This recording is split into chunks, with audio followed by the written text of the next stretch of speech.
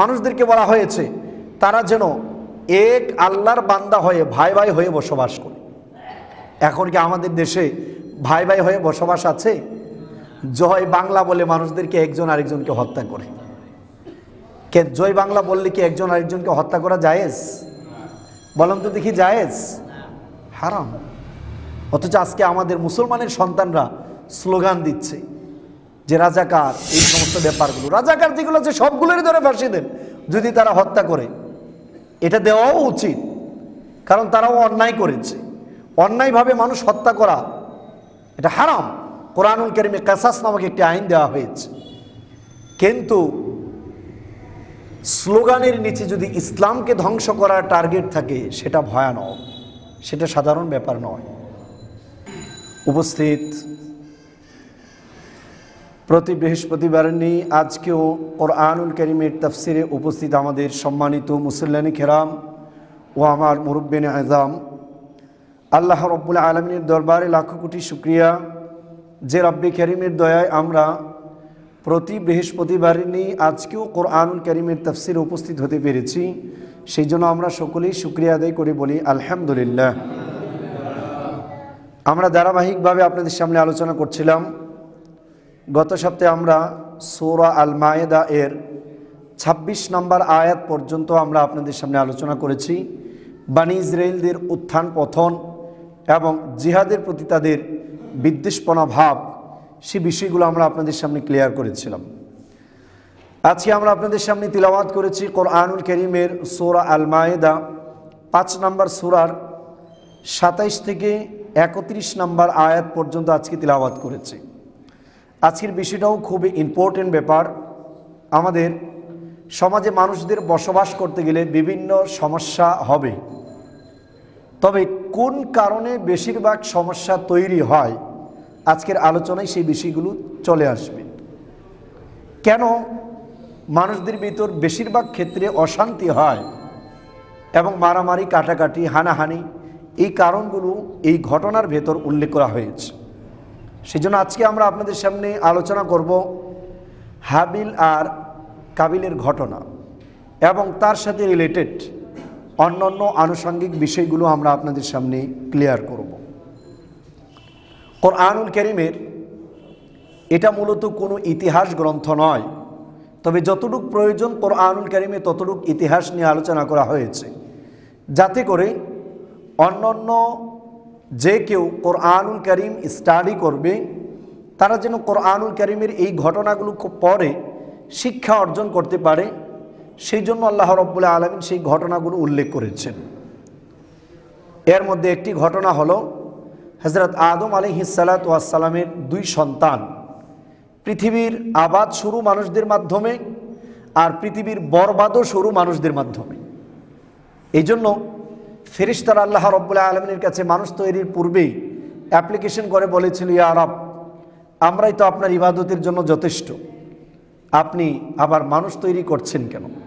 তখন আল্লাহ রব্বুল আলামিন বলেছিলেন, ইন্নী আ'লামু মা লা তা'লামুন, আমি আল্লাহ রব্বুল আলামিন যা জানি তোমরা তা জানো না। হযরত আদম আলাইহিস সালাতু ওয়াস সালামের দিয়েই আবাদ হয় পৃথিবীর। সেই সময় ওনার স্ত্রীর গর্ভ থেকে টুইন বেবি হতো। কয়জন বাচ্চা হতো একসাথে? টুইন, 2 জন হতো। প্রত্যেক বাড়ি যত বাচ্চা জন্ম নিত সব বাচ্চাগুলো ছিল আপনার টুইন।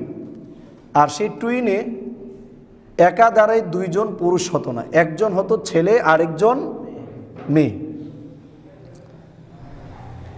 এভাবে জন্ম হতে লাগলো এবং তখন যেহেতু পৃথিবীর আবাদ শুরু, আল্লাহ রব্বুল আলামিনের পক্ষ থেকে অনুমোদন দেওয়া হয়েছে তখন যে প্রথম গর্ভধারণের মেয়ে আর প্রথম গর্ভধারণের ছেলে, দ্বিতীয় গর্ভধারণের মেয়ে, এই 2 জনের মাধ্যমে বিয়ে শাদী হতো। আর সেভাবেই এই পৃথিবী আবাদ শুরু হয়। সেটা হলো অবস্থার পরিপ্রেক্ষিতে আল্লাহ রব্বুল আলামিন এই আদেশ দিয়েছিলেন, কিন্তু বর্তমান জায়েজ, হারাম। প্রথম ঘটনায় কোরআনুল কারীম উল্লেখ করা হয়েছে, শুরু হয়েছে নারী কেলেঙ্কারি ব্যাপার নিয়ে, 1 নাম্বার। 2 নাম্বার, শুরু হয়েছে মারামারি আর কাটাকাটি, হিংসা আর বিদ্বেষের কারণে। কিসের কারণে? হিংসা আর বিদ্বেষের কারণে। চলুন আমরা ঘটনাটা আপনাদের সামনে আয়াতগুলো পড়ে ক্লিয়ার করে নেই, তারপর আমরা এক এক করে কারণগুলো আপনাদের সামনে তুলে ধরবো ইনশাআল্লাহ। আল্লাহ রাব্বুল আলামিন আমাদের রাসূলকে লক্ষ্য করে বলছেন, وَاتْلُ عَلَيْهِمْ نَبَأَ بَنِي آدَمَ بِالْحَقِّ إِذْ قَرَّبَا قُرْبَانًا فَتُقُبِّلَ مِنْ أَحَدِهِمَا وَلَمْ يُتَقَبَّلْ مِنَ الْآخَرِ وَاتْلُ عَلَيْهِمْ, নবী আপনি তিলাওয়াত করুন, পড়ুন, আলাইহিম এই মানুষদের উপর, নাবাআ বানি আদম বিল হক, হযরত আদম আলাইহিস সালাতু ওয়াস সালামের দুই সন্তানের ঘটনা, এটা আপনি মানুষদের সামনে তিলাওয়াত করে শোনান। ইয ক্বাররাবা কুরবানান ফাতুকুব্বিলা মিন আহাদিহিমা ওয়া লাম ইউতাকাব্বাল মিনাল আখার, দুইজন যখন আল্লাহ রাব্বুল আলামিনের সামনে কোরবানি করল, তাদের মহব্বতের বস্তু আল্লাহর পথে, আল্লাহ রাব্বুল আলামিনের পথে ব্যয় করলো, কোরবানি করলো। ফাতুকুব্বিলা মিন আহাদিহিমা, একজনের কাছ থেকে এই কোরবানি গ্রহণ করা হলো, ওয়ালাম ইউতাকাব্বাল মিনাল আখার, কিন্তু আরেকজনের কাছ থেকে গ্রহণ করা হয় নাই। যার কাছ থেকে গ্রহণ করা হয় নাই সে রাগে ক্ষোভে গুসায় তার ভাই যার কোরবানি আল্লাহ রাব্বুল আলামিন গ্রহণ করেছেন তাকে বলল, ক্বালা লাআকতুলান্নাক, ভাই শোনো আমি তোমাকে বাঁচতে দেব না, আমি তোমাকে মেরে ফেলব। এবার যিনি যার কোরবানি আল্লাহ রাব্বুল আলামিন কবুল করেছেন ওনার ভাষা কি দেখেন, উনি বলেন, ইন্নামা ইয়াতাকাব্বালুল্লাহু মিনাল মুত্তাকিন, আল্লাহ রাব্বুল আলামিন মুত্তাকিনদের পক্ষ থেকে কোরবানিগুলো কবুল করেন। তুমি তাকওয়াদার ছিলে না বিদায় আল্লাহ তোমার কোরবানি কবুল করেন নাই, তুমি আমার উপর রাগ করছো কেন? দেখেন মুসলমান যে আল্লাহকে বিশ্বাস করে সে মানবতাকে কতটা বেশি গুরুত্ব দিয়ে থাকে, আর অমানুষরা মানবতাকে কোনোদিন গুরুত্ব দেয় না। কোরআন সুন্দরভাবে তুলে ধরেছে। এক ভাই আরেক ভাইকে বলছে আমি তোমাকে মেরে ফেলবো, উল্টো তার ভাই তাকে বলছে আল্লাহ মুত্তাকিনদের থেকে কোরবানি কবুল করেন। এবার যাকে বলেছে হত্যা করে ফেলবে সে বলছে, লা ইন বাসাত্তা ইলাইয়া ইয়াদাকা লিতাকতুলানি মা আনা বিবাসিতি ইয়াদিয়া ইলাইকা লিআকতুলাক, ভাইরে তুমি যদি আমাকে হত্যা করার জন্য তোমার হাত বাড়াও, আমি তোমাকে হত্যার জন্য আমার হাত বাড়াবো না। আল্লাহু আকবার। কোরআনুল কারীম আমাদেরকে কি আদর্শ শিক্ষা দেয়। লা ইন বাসাত্তা ইলাইয়া ইয়াদাক লিতাকতুলানি, তুমি যদি আমাকে মারার জন্য হাত বাড়াও, মা আনা বিবাসিতি ইয়াদিয়া ইলাইক লিআকতুলাক, আমি তোমাকে হত্যা করার জন্য হাত বাড়াবো না, কারণ ইন্নী আখাফুল্লাহ রাব্বাল আলামিন, আমি কেন তোমাকে মারতে যাব না? আমি আল্লাহ রাব্বুল আলামিনকে ভয় করি, যিনি বিশ্ব পালন কর্তা। আল্লাহর ভয় তাকে বারণ করছে ঝগড়া লাগা থেকে।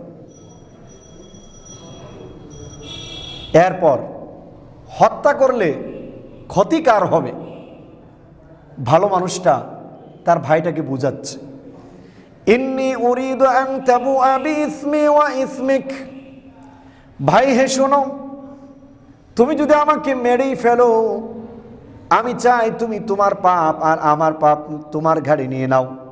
ফাতাকুনা মিন আসহাবিন নার, আমার পাপ আর তোমার পাপ তোমার ঘাড়ে নিয়ে তুমি জাহান্নামের অধিবাসীদের অন্তর্ভুক্ত হবে। ওয়া যালিকা জাযাউয যালিমিন, এটাই হলো মূলত জালেমদের প্রতিদান। কত সুন্দর নসিহত দিল এক ভাই, এখনো হত্যা হয় না, তারপরেও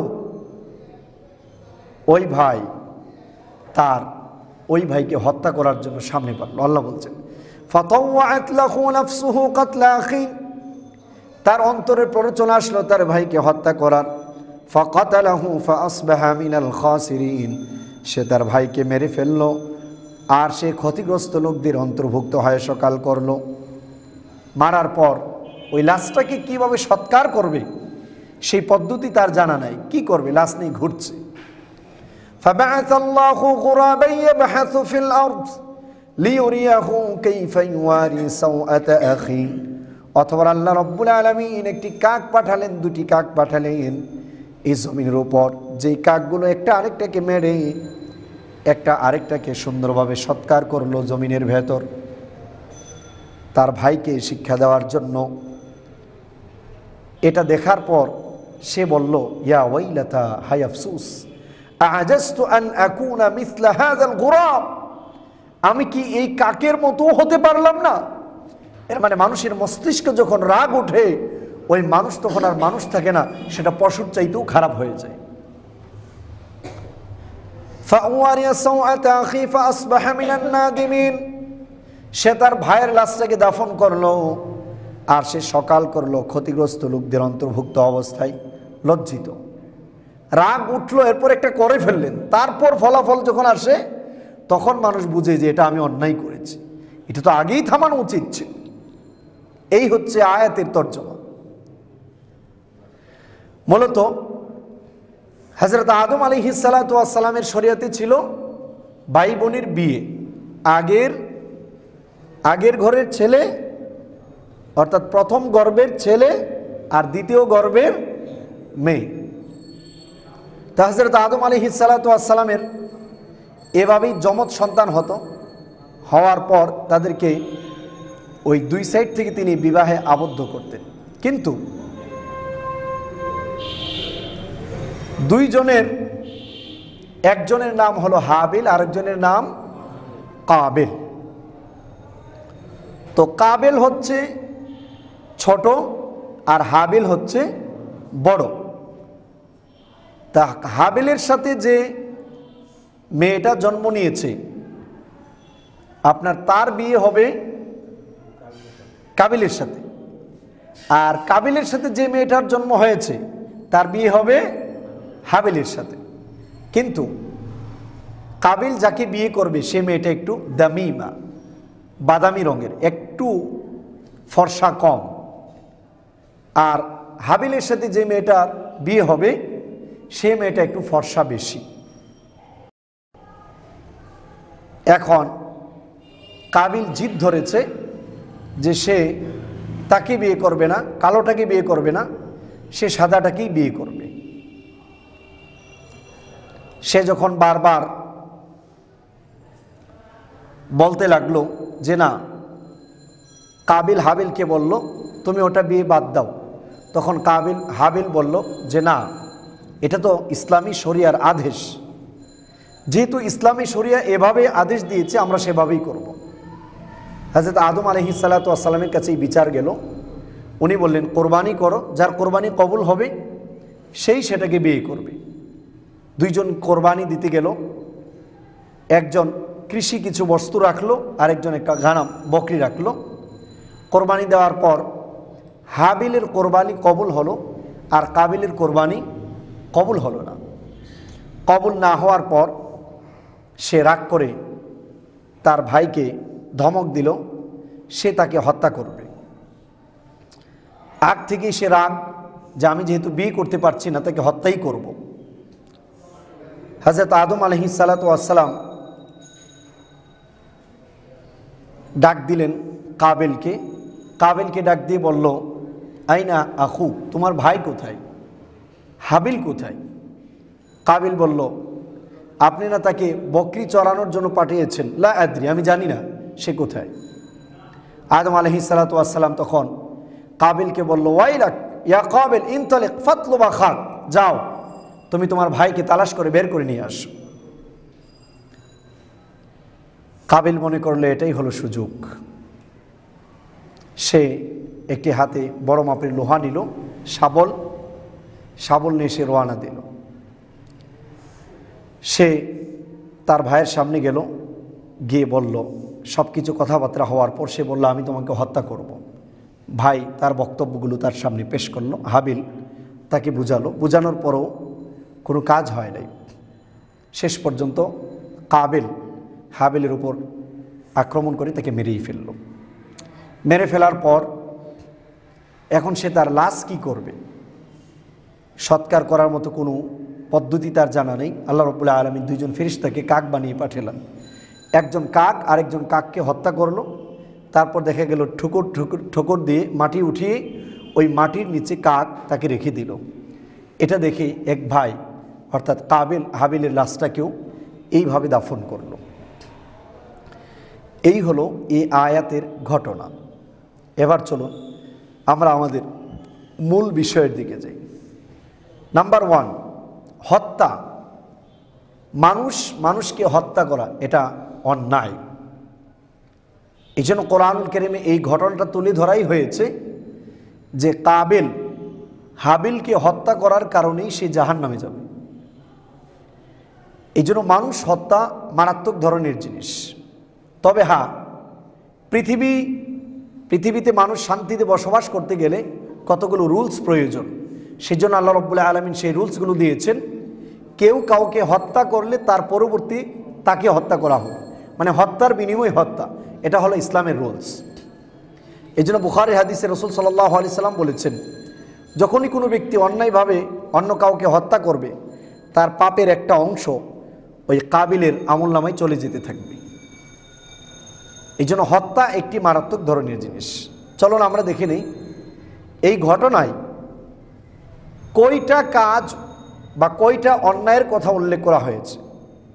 প্রথম নাম্বার, কাবিল হাবিলের প্রতি প্রচণ্ড রাগ আর হাবিলের প্রতি প্রচণ্ড বিদ্বেষ থাকার কারণে সর্বশেষ তার বিদ্বেষের বিস্ফোরণ হলো হত্যা। ইসলাম বিদ্বেষের ব্যাপারে কি বলে এর আগে বলে নেই। আমাদের দেশের যে মিডিয়াগুলো আমাদের সমাজে প্রচার করছে, বিএনপি প্রচার করছে বিএনপির কথা, আওয়ামী লীগ প্রচার করছে আওয়ামী লীগের কথা, এবং সংবাদ মাধ্যমগুলো কিছু না কিছু ক্ষেত্রে এক দলকে আরেক দলের বিরুদ্ধে খেপিয়ে দিচ্ছে। এটা ভালো কাজ না খারাপ কাজ? এটা দেশের জন্য খারাপ না ভালো? সেই জন্য ইসলামী বিধান অনুপাতে উস্কানি দেওয়া, এক দলকে আরেক দলের বিরুদ্ধে খেপায়া তোলা, এটা একটা পাপ। সেই জন্য প্রত্যেকটা সাংবাদিকের শাস্তি হওয়া উচিত। এই মিডিয়াগুলো এই কাজগুলো না করে যদি আজকে সত্য প্রচার করত, কিভাবে ভালো কাজগুলো করবে, হাজার হাজার মানুষগুলো ভালো হয়ে যেত। এই মিটিং মিছিল মারামারি কাটাকাটি এগুলো কমতো না বাড়তো? জোর বলেন, কমতো না বাড়তো? কমতো। উস্কানিতে অনেক ধরনের মানুষের ভিতর জাতীয় পর্যায়ের মারামারি লেগে যায়। এই জন্য 1 নাম্বার, কাবিল যখন হাবিলের প্রতি প্রচণ্ড বিদ্বেষ রাখলো, সাথে সাথে বিদ্বেষের সর্বশেষ পরিণাম ফল হলো হাবিলের মৃত্যু। কার মৃত্যু? হাবিলের মৃত্যু। হাবিলকে সে হত্যা করল। দেখেন ইসলাম এই বিদ্বেষের ব্যাপারে কি বলে। রাসূল সাল্লাল্লাহু আলাইহি সাল্লাম বক্তব্য দিয়েছেন, মুসলিম শরীফের 6420 নম্বর হাদিস। হযরত আনাস ইবনে মালিক রাদিয়াল্লাহু তাআলা আনহু থেকে বর্ণিত, তিনি বলেন, قال رسول الله صلى الله عليه وسلم, বিশ্বনবী মুহাম্মদুর রাসূলুল্লাহ সাল্লাল্লাহু আলাইহি সাল্লাম বলেছেন, লা তাবাগাদু ওয়া লা তাহাসাদু ওয়া লা তাদাবারু ওয়া কুনু ইবাদাল্লাহি ইখওয়ানা। আল্লাহর নবী বলেন, লা তাবাগাদু, তোমরা একে অপরের প্রতি হিংসা করো না, হিংসা রাখবে না। একে অপরের প্রতি রাগ রাখবে না, রাগ করবে না। ওয়ালা তাহাসাদু, একে অপরের প্রতি হিংসা রাখবে না। ওয়ালা তাদাবারু, তোমরা একে অপরের প্রতি দুশমনী শত্রুতা ভাব রাখবে না। ওয়া কুনু ইবাদাল্লাহি ইখওয়ানা, তোমরা আল্লাহর বান্দা হিসাবে ভাই ভাই হয়ে সমাজে বসবাস করো। ওয়ালা ইয়াহিল্লু লিমুসলিমিন আন ইয়াহজুরা আখাহু ফাওকা সালাস, একজন মুসলমানের জন্য বৈধ নয় তার অন্য ভাইয়ের সাথে 3 দিনের বেশি কথা না বলা। ইসলাম আদেশ দিচ্ছে, লা তাবাগাদু, তোমরা একে অপরের প্রতি হিংসা করবে না, বিদ্বেষ দিবে না। কিন্তু যখন ডান দল আর বাম দল হচ্ছে, আমাদের সমাজে হিংসা আর বিদ্বেষ বাড়ছে না কমছে? গণতন্ত্র এটা মুসলমানদের জন্য কোনো উপকারী বিষয় নয়। এর মাধ্যমে মুসলমানদের ভেতর পুশ করা হয়েছে, তাদের ঐক্যতাকে বিনষ্ট করে ধ্বংস করে দেওয়া হয়েছে। মুসলমান যখন পরিচয় দেবে আনা মুসলিম, আমি একজন মুসলিম, সে প্রথম নাম্বার বলবে আনা আব্দুল্লাহ, I am servant of Allah, আমি হলাম আল্লাহর গোলাম, আমি কোনো মানুষের গোলাম নয়। কিন্তু সে জায়গায় আমেরিকা এবং ইহুদিরা, জায়নিজম, জিউস, এই ইহুদিরা গণতন্ত্রকে মুসলিমদের ভিতর প্রমোট করতে চায়। কেন? গণতন্ত্র যদি মুসলিমদের ভিতর প্রমোট হয়, বাস্তবায়িত হয়, তাহলে মুসলমান আর মুসলমান থাকে না, মুসলমানগুলো কাফেরে রূপান্তরিত হয়। কারণ তখন আর ইহুদিরা এই দেশে আক্রমণ করতে আসবে না, একজন মুসলিম আরেকজন মুসলিমকে কেটে টুকরো টুকরো করবে। তার বাস্তব ফলাফল আমাদের দেশে আমরা দেখতে পাই কি পাই না? প্রত্যেকটা দল যখন ক্ষমতায় আসে, এক দল আরেক দলকে পাঠার বলি বানায় কি বানায় না? এই হত্যাগুলো এই কারণেই হচ্ছে, কারণ প্রত্যেকটা দল তার নিজের মতামতকে প্রকাশ করতে গিয়ে দ্বিতীয় দলের প্রতি বিদ্বেষ প্রচারণা করে। আর অটু বিদ্বেষের ফলশ্রুতি হলো হত্যা। যেই সমাজে হত্যা রানিং থাকবে, লাগাতার থাকবে, সেই সমাজে কোনোদিন শান্তির আশা করা যায়। সেই জন্য ফান্ডামেন্টাল, আজকে আওয়ামী লীগ বলেন, বিএনপি বলেন, জামাত বলেন, এগুলো তো রাজনৈতিক দল, কিন্তু এর আগে আমাদের মুসলমানদের চিন্তা করা উচিত আমাদের ভেতর যে বিষ প্রয়োজন ঢুকানো হয়েছে সেটার ফলাফল আজকে আমরা কোথায় দাঁড়িয়েছি। এক ভাই আরেক ভাইকে দেখতে পারে না, একই সাথে ব্যবসা করে, দুই দলের কারণে দুই দলের একজন আরেকজনের প্রতি মিথ্যা মামলা আছে না নেই? জোরে বলেন আছে না নেই? আছে। তাহলে আপনি যে বলছেন যে গণতন্ত্রের মাধ্যমে শান্তি আসবে, কিভাবে শান্তি আসবে? ইম্পসিবল ব্যাপার, এটা আদৌ সম্ভব নয়। এই জন্য আল্লাহর নবী বলে গিয়েছেন, লা তাহাসাদু, তোমরা একে অপরের প্রতি হিংসা রাখবে না। হিংসা রাখা হালাল না হারাম? জোরে বলেন হালাল না হারাম? সুতরাং যে কোনো বিষয় নিয়ে মুসলমান মারামারি লাগবেন না বন্ধ করবেন? মারামারি লাগবেন না বন্ধ করবেন? বন্ধ করা লাগবে। যেন আমাদের দেশে ইসলামিক দলগুলোর ভিতরে এক দল আরেক দলের প্রতি হিংসা রাখার কারণে এর ফলশ্রুতিগুলো বাকিদের ভিতর আরো বেশি পড়েছে। অথচ আল্লাহর নবী বলেছেন এটা কবিরা গুনাহের অন্তর্ভুক্ত। লা তাবাগাদু, তোমরা একে অপরের প্রতি রাগ করবে না। দেখা যাচ্ছে আমার সাথে আপনার মতামত মিলে না, আমার চোখ দুইটা আপনার প্রতি এমন ডাগর ডাগর হয়ে তাকিয়ে আছে। আছে না নেই? একজন আরেকজনের ব্যাপারে উল্টা প্ররোচনা, আরে উনি তো অমুক দলের লোক, ওনার কাছেই যাওয়া যাবে না, জাহান্নামের চৌরাস্তার মনে মনে যে পাঠায় রাখছে একেবারে। চিন্তা করেন, এই জন্য গণতন্ত্রের ফলশ্রুতি হবে মুসলমানরা নিজেরা নিজেরা মারামারি করবে। আর মুক্তিযুদ্ধ তো হয়েছে শেষ। পাকিস্তান আক্রমণ করেছিল, এটা অন্যায় করেছিল। যে পাকিস্তান অন্যায়ভাবে মুসলমানদের উপর আক্রমণ করেছে, এটা অন্যায় করেছে। কিন্তু পাকিস্তান থেকে শাসন হওয়ার পর আমাদের নিজেদের কি অর্জন হয়েছে সেটাও তো দেখার ব্যাপার। প্রত্যেকটা দেশের স্বাধীনতা অর্জন করার পর তার নিজস্ব ক্রিয়েটিভিটি থাকে, তার নিজস্ব কতগুলো কার্যক্রম থাকে। পাকিস্তান থেকে শাসন হওয়ার পর যদি আমরা ভারতের গোলাম হয়ে যায় তাহলে তো এটা আদৌ স্বাধীনতা বলা হয় না। কিন্তু এখন যেটা হচ্ছে একটা স্লোগান, যে মুক্তিযুদ্ধ চেতনা দিয়ে মানুষদেরকে দুইটা পার্টে পাঠ করা হচ্ছে। যে রাজাকার আছে রাজাকার ধরে ফাঁসি দেন, অন্যায় করেছে কোনো সমস্যা নাই, এটা ইসলামের বিধান। কোনো মানুষ যদি অন্যায়ভাবে অন্য কাউকে হত্যা করে, হত্যার বিনিময়ে কি হবে? যেটা বললাম, হত্যার বিনিময়ে কি হবে? এটা ইসলামের আদেশ।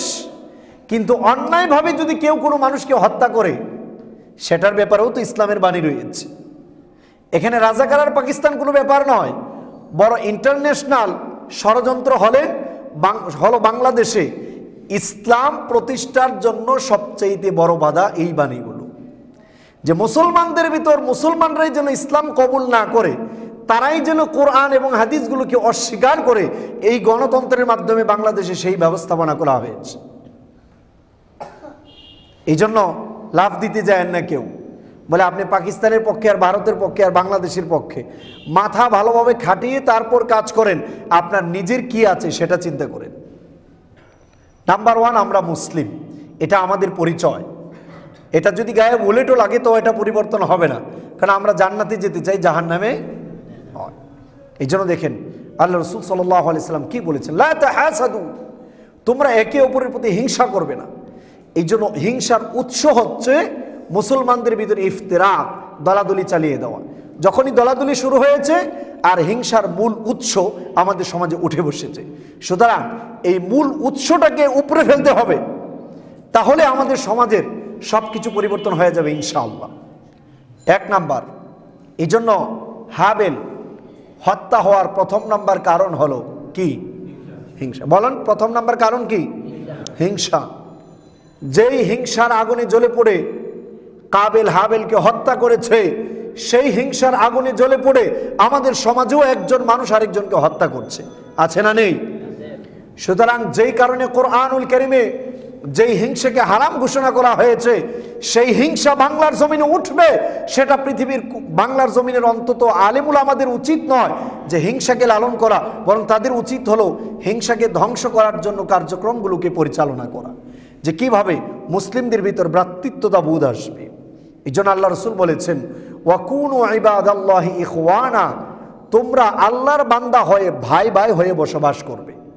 যখনই মানুষ আল্লাহকে এক বলে স্বীকার করবে আর ভাই ভাই হয়ে বসবাস করবে, তখন একজন মানুষ আরেকজন মানুষকে হত্যা করতে যাবে, তখন শান্তি পাওয়া যাবে। কিন্তু আজকে গাল ফুলিয়ে যে সকল বুদ্ধিজীবীরা টকশোতে বসে বসে চিল্লাচ্ছে, ওনারা কি আদৌ আমাদের বাংলাদেশের শান্তির চিন্তা করেন নাকি অশান্তির চিন্তা করেন? ওনারা শুধুমাত্র প্রচার করেন আফগানিস্তান। আফগানিস্তানে কি হয়েছে? আফগানিস্তানের ছেলেরা অস্ত্রের ট্রেনিং দেয়, কেন ইহুদিদের পেট থেকে বের হওয়ার পর যে বাচ্চাগুলো মেশিন গান চালানোর ট্রেনিং দেয়, এদের সংবাদগুলো কয়টা মিডিয়া প্রচার করে? এদেরকে কয়জন জঙ্গি বলে? মায়ের পেট থেকে পেট ছিঁড়ে টান দিয়ে বের করে মুসলমানের বাচ্চাগুলোকে ইহুদিরা হত্যা করে, সেটাকে কয়টা মিডিয়া জঙ্গি বলে প্রচার করে? এটা ইহুদিদের একটা চক্রান্ত যে টেররিস্ট, মুসলিমদেরকে টেররিস্ট বলে চালিয়ে দিলে অটো ইসলাম ধর্মটাই দমে যাবে, এটাই তাদের মূল টার্গেট। সেই জন্য এখানে মুক্তিযুদ্ধের চেতনা, জামাত, আওয়ামী লীগ, বিএনপি, এটা কোনো ফ্যাক্ট নয়। মূল ফ্যাক্ট হচ্ছে গণতন্ত্র। এর মাধ্যমে আল্লাহর সার্বভৌমত্বকে নষ্ট করা হয়েছে। কারণ মুসলমানরা বিশ্বাস করে সার্বভৌমত্ব কার? কোরআনুল কারীম সূরা আল ইমরানের 26 নম্বর আয়াতে আল্লাহ রাব্বুল আলামিন বলেছেন, কুলিল্লাহুম্মা মালিকাল মুলক তুতিল মুলকা মান তাশা ওয়া তানজিউল মুলকা মিম্মান তাশা ওয়া তুইজ্জু মান তাশা ওয়া তুযিল্লু মান তাশা বিয়াদিকাল খায়র ইন্নাকা আলা কুল্লি শাইইন কাদির। নবী আপনি বলুন, আল্লাহুম্মা মালিকাল মুলক, আল্লাহ রাব্বুল আলামিন সকল রাজাদের রাজা, তার হাতেই সার্বভৌমত্ব। তিনি যাকে চান রাজত্ব দান করেন, যাকে চান তার কাছ থেকে রাজত্ব ছিনিয়ে নেন। বিয়াদিহিল খায়র, তার হাতেই সকল কল্যাণের চাবিকাঠি, তিনি সকল কিছুর উপর ক্ষমতাবান। কোরআনুল কারীমের একটা সূরায় নাম আছে সূরাতুল মুলক, যার অর্থই হলো সার্বভৌমত্ব। সার্বভৌমত্ব কার? আল্লাহ রাব্বুল আলামিনের। গণতন্ত্রে যখন মানুষ বিশ্বাস করে, তখন সে মনে করে সকল ক্ষমতার উৎস হলো জনগণ। বিশ্বাস করে না?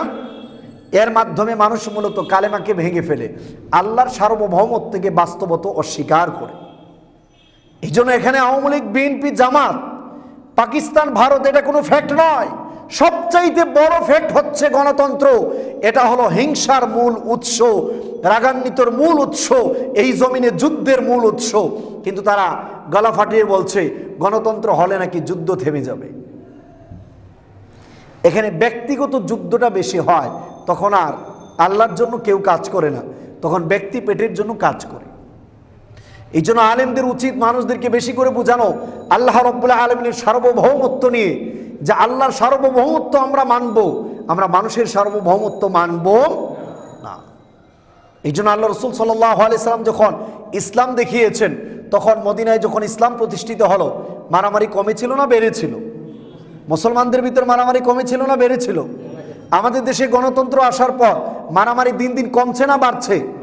হত্যার সংখ্যা বাড়ছে না কমছে? অশান্তি বাড়ছে না কমছে? বাড়ছে।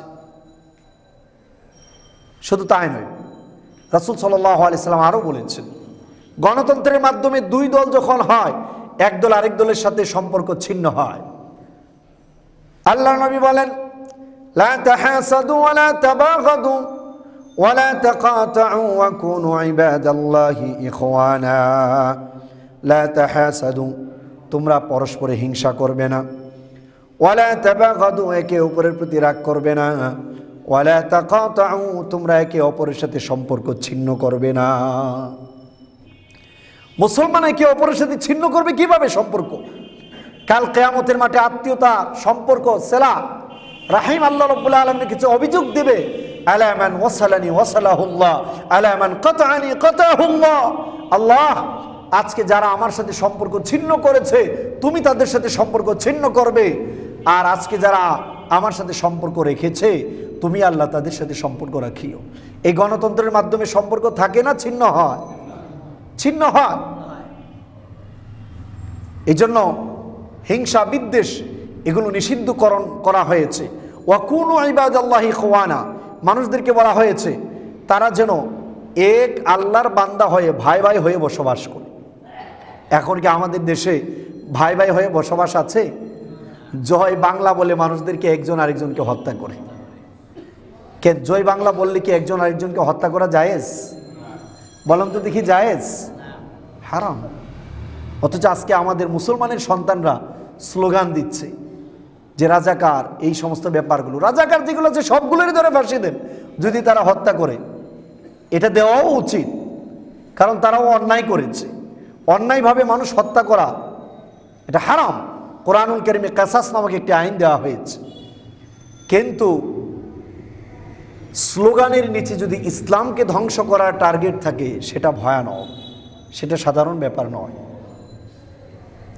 এই জন্য দেখেন রাসূল সাল্লাল্লাহু আলাইহি সাল্লাম আরও বলেছেন, আজকে আমাদের টকশোগুলোতে, প্রত্যেকটা টকশো আর সংবাদগুলোতে বেশিরভাগ যাচাই বাছাই না করে ধারণাবশত কথা বলা হয় বেশি। ধারণাবশত কথা বেশি না কম হয়? বেশি। যে অমুকে সেই ব্যাপারে খুব বেশি ধারণা করেন, বুদ্ধিজীবীদের বক্তব্যগুলো এমনই। অথচ ইসলামে ধারণাবশত কথা বলাই নিষেধ, হারাম। আপনি ধারণাবশত কোনো কথা বলতে পারেন না। 100% আগে তথ্য নেবেন, জানবেন, প্রমাণ পেশ করবেন, তারপর সে ব্যাপারে কথা বলবেন।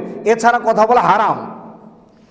বিশ্বনবী বলেন, ইয়াকুম ওয়াজ্জান, অবশ্যই তোমরা বেঁচে থাকবে ধারণা করা থেকে। ফা ইন্নায-যন্না আকযাবুল হাদিস, কারণ কারো ব্যাপারে মিথ্যা ধারণা করা এটা পৃথিবীর সবচেয়ে বড় মাপের মিথ্যা। ওয়ালা তাহাসসাসু ওয়ালা তাজাসসাসু, আল্লাহর নবী বলেন তোমরা কারো ছিদ্র অন্বেষণ করবে না, কারো দোষ তালাশ করতে যাবে না। ওয়ালা তানাফাসু, কারো পিছনে তোমরা গোয়েন্দাগিরি করতে যাবে না। আর তোমরা একে অপরের প্রতি রাগ রাখবে না, হিংসা রাখবে না, একে অপরের পেছনে দুশ্মনীতে ব্যস্ত থাকবে না, বরং আল্লাহর বান্দা হয়ে ভাই ভাই হয়ে জমিনে বসবাস করো। মানুষ যখন এই দলে দলে ভাগ হয়ে যায় তখন এক দল আরেক দলের দোষ তালাশ করতেই থাকে, ঠিক না বেঠিক? এইভাবে যত দোষ তালাশ করবে তত মানুষের বিচ্ছেদ, ঝগড়া, হিংসা এগুলো বাড়তেই থাকবে। এখন এগুলোর প্রভাব দেশের মানুষই কিন্তু হবেন। দেখবেন ফ্যামিলিগত শান্তি থাকবে না, এক ভাই আরেক ভাইকে হত্যা করবে, মা তার সন্তান হত্যা করবে, সন্তান তার মাকে হত্যা করবে, এভাবে দিন যাবে, বাড়তেই থাকবে। এই ক্ষতির ফলাফলগুলো কিন্তু আমাদেরই ভোগ করতে হবে। এবার টকশোতে বসে আপনি যাই বলেন, এই জন্য ইসলাম মানুষকে শিখিয়েছে মানবতা। এই যে হাদিসগুলো বললাম এইগুলোতে কি মানবতার শব্দ নাই? হিংসা করলে মানুষ আরেকজনকে হত্যা করে, হিংসা বন্ধ করে দেওয়া হয়েছে, হত্যা বন্ধ। রাগ করলে মানুষ একজন আরেকজনের উপর জুলুম করে, সেই জন্য রাগ করা হারাম করা হয়েছে, জুলুম বন্ধ। কারো পিছনে লেগে গোয়েন্দাগিরি করতে গেলে তার অনেক দোষ বের করে সে তাকে ব্ল্যাকমেইল করতে পারে, সেই জন্য কাউকে ক্ষতি করার রাস্তা টোটালি বন্ধ করে দেওয়া হয়েছে। বরং আল্লাহকে ভয় করে আল্লাহর বান্দা হয়ে ভাই ভাই হয়ে বসবাস করার কথা বলা হয়েছে। আমি যদি আমার কোনো ভাইয়ের ক্ষতি করি তাহলে সোজা জাহান্নামে যেতে হবে। যুদ্ধ হবে কাফেরদের সাথে, যারা আল্লাহকে বিশ্বাস করে না, সেটা হলো আলাদা একটা সিচুয়েশন আসলে তখন। কিন্তু স্বাভাবিকভাবে যখন সমাজে বসবাস করবে তখন একজন আরেকজনের নিরাপত্তা পেতে হলে ইসলাম যেভাবে বলেছে সেভাবে ছাড়া সম্ভব নয়। আপনি আমেরিকাকে মডেল তুলবেন যে আমেরিকা অনেক সুন্দর রাষ্ট্র, আমেরিকা সুন্দর রাষ্ট্র, সে তার দেশের সব কিছু ঠিক আছে, কিন্তু সে অন্য দেশে এসে মুসলমানদের বাচ্চাগুলোকে হত্যা করছে, সেটার বৈধতা কে দিয়েছে? সেই জন্য আদর্শ কাকে মানবেন? কোন দেশকে আপনি আদর্শ দেখবেন? আদর্শ দেখবেন হলো ধর্মীয় গ্রন্থ হিসাবে, সেখানে মানবতা নামক কথাগুলো কি বলা হয়েছে। এই জন্য রাসূল সাল্লাল্লাহু আলাইহি সাল্লাম যখন আসলেন, আরবের ভেতর কিভাবে হিংসার বিদ্বেষ থেমে গেল দেখেন। আরবের জাতিটার একটা স্বভাবজাত চরিত্র ছিল, তারা যুগ যুগ যাবৎ এক দল আরেক দলের বিরুদ্ধে যুদ্ধে লিপ্ত হতো। হযরত খালিদ বিন ওয়ালিদকে আল্লাহ রাসূল সাল্লাল্লাহু আলাইহি ওয়াসাল্লাম ইয়েতে পাঠালেন, আপনার যাকাত তোলার জন্য। হযরত খালিদ বিন ওয়ালিদকে এক জায়গায় পাঠালেন, তিনি যাকাত তোলার জন্য রওনা দিলেন। আর ওই দিক দিয়ে যে যাকাত তুলবে সেও যাকাত তুলে সব কিছু নিয়ে রেডি হয়ে বসে আছে। বসে থাকার পর হযরত খালিদ বিন ওয়ালিদ সেখানে পৌঁছার আগেই সে চিন্তা করলো, আমার তো খালিদের সাথে একটা দ্বন্দ্ব ছিল। তো উনি দ্বন্দ্ব থাকার পর একটা মিথ্যা সংবাদ নিয়ে সামনের দিকে গেলেন।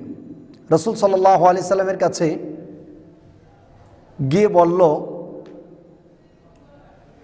আমি ভুল বলছি, রাসূল সাল্লাল্লাহু আলাইহি সাল্লাম একজন সাহাবীকে পাঠালেন যাকাত আনার জন্য। খালিদ বিন ওয়ালিদ হলো পরের স্টেপে। যাকাত আনার জন্য যখন খালিদ বিন ওয়ালিদ রওনা দিলেন, আপনার আরেকজন সাহাবী, ওনার নাম হলো ওয়ালিদ ইবনে উকবা ইবনে আবি মুআইত। ওই সাহাবী মাত্র ইসলাম কবুল করেছে। ইসলাম কবুল করার পর আল্লাহ রাসূল সাল্লাল্লাহু আলাইহি সাল্লাম তাকে বললেন, তুমি যাকাতগুলো তুলে রাখবে, আর আমার পক্ষ থেকে একজন লোক আসলে ওই যাকাতের টাকাগুলো তার কাছে দিয়ে দিবে। তো বলল ঠিক আছে। যাকে আল্লাহ রাসূল পাঠালেন যাকাত তোলার জন্য, উনি চিন্তা করলেন, আমাকে যেই জায়গায় আল্লাহ রাসূল পাঠিয়েছেন যাকাত তোলার জন্য, ওই লোকের সাথে তো আমার জাহেলি যুগে একটা দ্বন্দ্ব ছিল। উনি আর সে জায়গায় যাকাত আনতে গিয়ে যান নাই। ওইদিকে সন্ধ্যা পর্যন্ত ওই গোত্রের লোকরা যাকাত দেওয়ার জন্য অপেক্ষা করতে লাগলো। আর উনি ফিরে রাসূলের কাছে এসে বললেন, ইয়া রাসূলুল্লাহ, আমি যাকাত আনতে গিয়েছিলাম, তারা যাকাত না দিয়ে যাকাত দিতে অস্বীকৃতি জানিয়েছে। এটা মিথ্যা তথ্য রাসূল সাল্লাল্লাহু আলাইহি সাল্লামের কাছে এসে দিয়ে দিলেন। আল্লাহ রাসূল খালিদ বিন ওয়ালিদকে বললেন, যাও, যদি তারা যাকাত দিতে অস্বীকার করে তাহলে তাদের বিরুদ্ধে যুদ্ধ করবে। উনি রওনা দিলেন। আর ওইদিকে পরের দিন ওই লোক যাকাত নিয়ে মদিনার দিকে রওনা দিয়েছে। পথিমধ্যে খালিদ বিন ওয়ালিদের সাথে দেখা, কি ব্যাপার, আপনার কাছে যাকাত নেওয়ার জন্য এসেছিল, আপনি নাকি যাকাত অস্বীকার করেছেন? উনি বললেন, না তো, আমার কাছে তো যাকাত নেওয়ার জন্য কেউ আসেই নাই। চিন্তা করেন, একটা মিথ্যার কারণে কি হতে যাচ্ছিল? শুধু দ্বন্দ্ব নয়, বিশ্বনবী বলেছেন যদি যাকাত দিতে অস্বীকার করে তাদের বিরুদ্ধে অপারেশন চালাবে, হত্যা করে ফেলবে, তারপর যাকাত নিয়ে আসবে। খালিদ বিন ওয়ালিদ রওনা দিলেন। আল্লাহ রাব্বুল আলামিন সাথে সাথে আয়াত নাযিল করলেন, সূরা আহজাবের 6 নম্বর আয়াত, ইয়া আইয়ুহাল্লাযীনা আমানু ইন জাআকুম ফাসিকুম বিনাবাইন ফাতাবায়ানু। হে ইমানদার বান্দাগণ, তোমাদের কাছে যখন কোনো সংবাদ আসবে সেই সংবাদগুলোকে তোমরা ভালোভাবে যাচাই বাছাই করবে, অজ্ঞতাবশত যেন তোমাদের ওপর কোনো ধরনের মুসিবত পৌঁছে না যায়, তাহলে তোমরাই নিজেরা লজ্জিত হবে। চিন্তা করেন, আজকে যে বারবার এক একটা শব্দ বলছে, চেতনা, মুক্তিযুদ্ধের চেতনা, তারপর আপনার রাজাকার, তারপর আরো অনেক কিছু, এই শব্দগুলোর পেছনে কি আছে এগুলো আমাদেরকে একটু খেয়াল করা উচিত। আওয়ামী লীগ করেন, বিএনপি করেন, জামাত করেন, এটা আপনার ব্যক্তিগত ব্যাপার, কিন্তু আমরা যারা মুসলমান আছি আমাদের প্রত্যেকটা জিনিস দেখা দরকার কোরআন এবং সুন্নাহর মাধ্যমে। কারণ ইসলামে মুসলমানে মারামারি হারাম না হালাল? জোর বলেন, হারাম না হালাল? মিথ্যা সংবাদের মাধ্যমে একজন আরেকজনের প্রতি খারাপ ধারণা করা হারাম না হালাল? হারাম। আজকে আমাদের দেশে এগুলো হচ্ছে কি হচ্ছে না? হচ্ছে। এই জন্য যখনই হাসাদ, হিংসা আর মিথ্যা সংবাদ প্রচার হবে তখন সেই সমাজের ভেতর দ্বন্দ্ব বাড়বে না কমবে? বাড়বে। এই জন্য আলেমদের কাজ হলো সাবলীল ভাষায় মানুষদের সামনে আল্লাহর সার্বভৌমত্বকে তুলে ধরা, আল্লাহর দ্বীনকে মানুষের সামনে তুলে ধরা, নট পাকিস্তানের পক্ষ নেওয়া অথবা ভারতের পক্ষ নেওয়া এটা আলেমদের কাজ নয়। আলেমদের কাজ হলো আল্লাহ কি বলেছেন, আল্লাহ রসুল কি বলেছেন, জনগণের সামনে সেই ব্যাপারগুলো তুলে ধরা। আওয়ামী লীগ কি করলো, বিএনপি কি করলো, জামাত কি করলো, এগুলো আলেমদের কাজ নয়। আলেমদের কাজ হলো আওয়ামী লীগ হন, বিএনপি হন, জামাত হন, আপনাকে আমাকে আগে কোরআন এবং সুন্নাহ মানতে হবে। ঠিক না ভাই? ঠিক। আপনাকে আমাকে আগে আল্লাহর দেওয়া সার্বভৌমত্ব মানতে হবে। আমরা বলেছি লা ইলাহা ইল্লাল্লাহ, আল্লাহ ছাড়া আর কোনো ইলাহ নেই, আল্লাহ ছাড়া আমরা আর কোনো আইন মানি না। সুতরাং আমরা আল্লাহর সার্বভৌমত্ব ছাড়া মানুষের কোনো সার্বভৌমত্ব মানতে পারি। বরং আমাদের সমাজে যে গণতন্ত্র ঢুকানো হয়েছে, এই প্রয়োজনের মাধ্যমে মুসলমানদেরকে ধ্বংস করাই হলো মূল টার্গেট। এই জন্য আজকে আমাদের জাতি কোথায় গিয়েছে? মুসলমান ডাইরেক্ট এখন কোরআন এবং হাদিসের বিরুদ্ধে কথা বলে, মনে হয় যেন এটা স্বাভাবিক বিষয় নয়। না ভাই, স্বাভাবিক নয়। আপনি যখন কথা বলছেন একটু সাবধানতা অবলম্বন করেন। দেখেন, হাবিল আর কাবিলের লাইফ হিস্ট্রি পড়েন, ওদের যুদ্ধের কারণগুলো পড়েন। 2 নাম্বার কারণ হলো নারী কেলেঙ্কারি। মহিলার মাধ্যমে যত যৌনতা ছড়াবে সমাজে তত বাদাবাদি বাড়তেই থাকবে। এই জন্য বৈধ যৌনতার জন্য আল্লাহ রাব্বুল আলামিন বিবাহকে বৈধ করেছেন, বিবাহের মাধ্যমে হবে। কিন্তু এখন প্রত্যেকটা টেলিভিশনে দেখা যায় সেক্সুয়াল আলোচনাগুলো ওপেন করে দিয়েছে, যার কারণে আমাদের বাচ্চা কাচ্চাগুলো বেয়াদব হয়ে যাচ্ছে, নষ্ট হয়ে যাচ্ছে। আগে বাবা মা সন্তানকে যে নারী দেখি বিয়ে করাতো তাদেরকে বিয়ে করতো, এখন কি এটা আছে? এখন তো বাবা উল্টে গিয়ে জিজ্ঞেস করতে হয় সন্তানকে, বাবা তোমার কারো যদি পছন্দ থাকে আমাদেরকে একটু বলো। এর মানে যেই সম্মান বাবা পাওয়ার কথা ছিল, এখন বাবা তার আত্মমর্যাদার বয়ে সন্তানকে সেই সম্মান করতে হয়। ঠিক না বে? ঠিক। তারপর আমাদের দেশে এই ছাত্র রাজনীতির কারণে যেইভাবে নষ্টামি ঢুকেছে, বেয়াদবি ঢুকেছে, মানুষ আগে যেমন মুরব্বীদেরকে রেসপেক্ট করতো, এটা এখন আছে? বলেন, এটা আছে? আপনি আওয়ামী লীগ করেন, বিএনপি করেন, জামাত করেন, এটা আপনার ব্যক্তিগত ব্যাপার। আবারও বলছি, কারণ এখানে তো মিডিয়ার ভিডিও কিছু হলে এটাকে ক্লিপ কেটে তারপর আরেকজনের ব্যাপারে বিপরীত খুব মারাত্মকভাবে দাঁড় করিয়ে দেয় যে এটা মনে হয় জামাত, এটা মনে হয় মুক্তিযোদ্ধার বিপরীত, এটা মনে হয় বাংলাদেশের বিপরীত। সেই জন্য বলছি, এই যে দিন দিন আপনার আমাদের চারিত্রিকতার অবক্ষয়, এটাকে রোধ করবে কে? সামনে আমাদের জেনারেশন কেমন হবে? আমাদের জেনারেশন তো হওয়ার কথা ছিল উজ্জ্বল নক্ষত্র, যারা আমাদের এই দেশটাকে সুন্দর করে গড়ে তুলবে, যারা আমাদের সমাজের প্রত্যেকটা মানুষের ভিতর ভ্রাতৃত্ববোধ আর একে অপরকে সহযোগিতার হাত বাড়াবে। বিজ্ঞান আর কোরআন এবং সুন্নাহ এর মাধ্যমে এই দেশে সুন্দর চাকচিক্যময় গড়ে তুলবে। হিংসা আর বিদ্বেষ এগুলোকে একদম জবাই দিয়ে মাটির সাথে মিশিয়ে দেবে। কিন্তু এখন উন্নতি হওয়ার চাইতে চারিত্রিক অবনতি বেশি হয়েছে। হিংসা বিদ্বেষ দিন দিন বেড়েছে। যতই ঘর আপনি সাজান, যদি হিংসার বিদ্বেষ থাকে, ওই ঘরে জীবনেও শান্তি আসবে এবং ওই দেশ জীবনেও যতটা উন্নতি হওয়ার কথা ততটা উন্নতি হবে। সুতরাং আমরা হিংসা বিদ্বেষ রাখবো না ধ্বংস করব?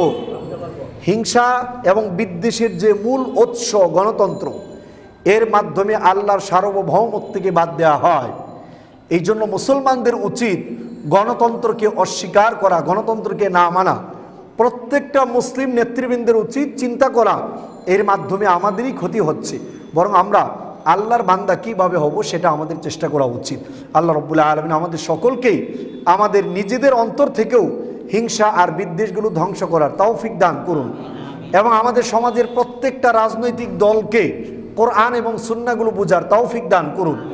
নিজেদের ক্ষতি থেকে নিজেদেরকেই বাঁচানোর তৌফিক দান করুন। সুবহানাকাল্লাহুম্মা ওয়া বিহামদিকা আশহাদু আল্লা ইলাহা ইল্লা আনতা আস্তাগফিরুকা ওয়া আতুবু ইলাইক।